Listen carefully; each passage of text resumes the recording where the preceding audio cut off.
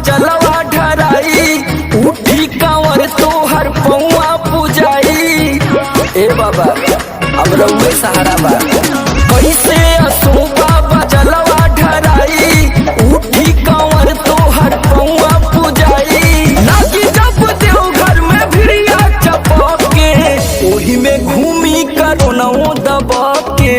ए बाबा घूमी करोनौ दबा के। घूमी करोनौ दबा के। ए बाबा घूमी करोनौ दबा के।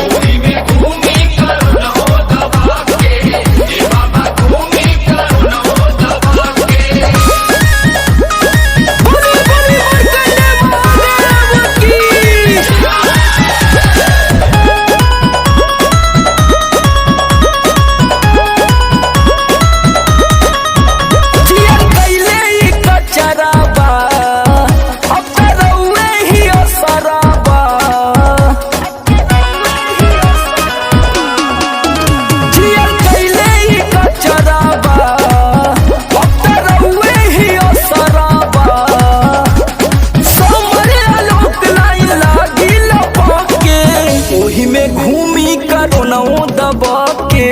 ए बाबा घूमी करोनौ दबा के।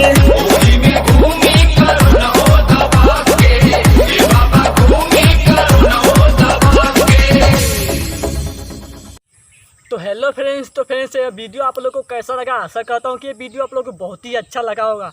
तो प्लीज़ वीडियो को लाइक कर दीजिए। वीडियो अच्छा लगा है तो नीचे कमेंट करके जरूर बताएं आप लोग को ये वीडियो सच में कैसा लगा। अगर ख़राब भी लगा हो तो नीचे कमेंट करके जरूर बताएं ताकि हम उसको जो है आगे सुधार कर सकें। तो अगर मेरे चैनल को सब्सक्राइब नहीं किए तो प्लीज़ सब्सक्राइब कर लीजिए और साथ में जो बेल घंटे आता है उसको जो है आल पर क्लिक कर दीजिए ताकि जब भी कोई भी नई वीडियो अपलोड करूँ उसका नोटिफिकेशन आपके पास तुरंत पहुँचे।